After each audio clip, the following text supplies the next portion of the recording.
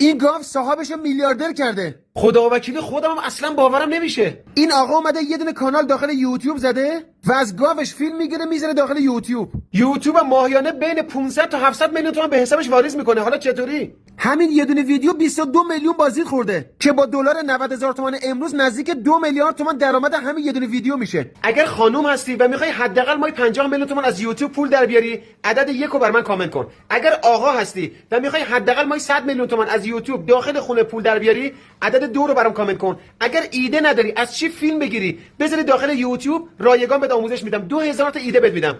عدد 3 رو بر من کامنت کن. اگر نمیدونی پولتو چطوری از یوتیوب بگیری، خودم نوکرتم. عدد 5 رو بر من کامنت کن. 0 تا 100 بهت آموزش بدم. اگر میخوای 40 جلسه آموزش رایگان یوتیوب رو همین الان برات بفرستم، خودم هم کمکت بکنم، عدد 4 رو بر من کامنت کن. سری برو دایرکت چک کن. راستی اگر منو فالو نداشته باشی نمیتونم بیام تو دایرکت و 0 تا 100 آموزش‌ها رو برات بفرستم. پس حتما اول منو فالو کن، بعدش عددهایی که بهت گفتم و توی دایرکت برام بفرست. خودم میام تو دایرکت بهت آموزش میدم.